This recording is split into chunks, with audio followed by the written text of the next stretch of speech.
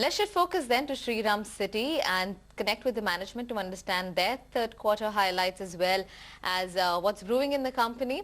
Subhasri Sriram, Executive Director as well as CFO of the company, joins in. Great to have you with us, Mr. Sriram.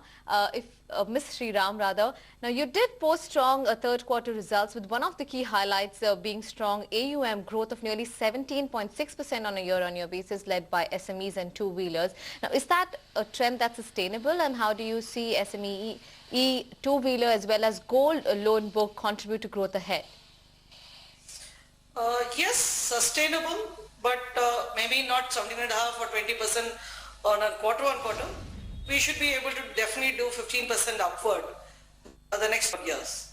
And this is likely to come from the SME business and two-wheeler in a large way. We continue to see a lot of traction coming from the SME business, which currently is 53% of our book. We're likely to go up in the next couple of quarters. Two-wheeler third quarter is always the best quarter for two-wheeler business post the Diwali and festival season. And this will likely to continue in the coming quarters too. You put a target on how much would the share of contribution go up by for both these businesses? We expect the SME business in the next couple of years to touch 60% of the balance sheet. And two-wheeler right now is about 17-18%. Will likely to be about 20% of the book. Okay. What is your AUM like and disbursement growth that you expect over Q4 and also for FY17 if those numbers have broadly been drawn out? I would say, as I said, AUM on a year-on-year basis, 15% plus growth is eminently doable. It's really possible at this point in time. We are able to see that. In terms of disbursement, there is quite a amount of demand, but I think it will be controlled and it will be probably calibrated to ensure that we have the good customer acquisition. Your margins have come in at a fairly decent number of close to 14% with some expansion in the works. What would be a good range? Are margins expected to expand further from here? Not really. I think we've got the benefit of some amount of funding cost reduction. We've been able to get the benefit of the banks pushing down the base rates.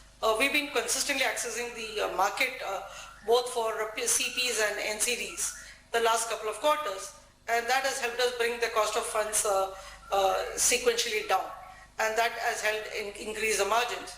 But nevertheless, in spite of all the market in terms of downward pressure in lending rates, we've been able to maintain our lending rates the last couple of quarters.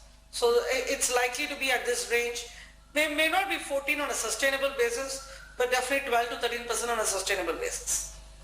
Okay, just on the asset quality front, we have another guest waiting, Mr. Rashesh Shah, so we'll wrap up this interview with just this final view on the asset quality situation. NPAs have held up well at 3.39%, the stability there, and recognition stands at about 180 days past due. What level of NPA recognition you plan to move forward with through Q4 and mid FY17? And also, okay. The Q4 is mandatory is 150, so we will comply with it as Q4 and continue for the next 3 quarters thereafter at 150 days, and probably the last quarter of FY17 we will move to 180 days, 120 days. Okay, fair enough. We wish you all the best. Thanks very much for joining us, Ms. Sriram, and giving us those details about your earnings. We wish you all the best for the future, like I said. Okay.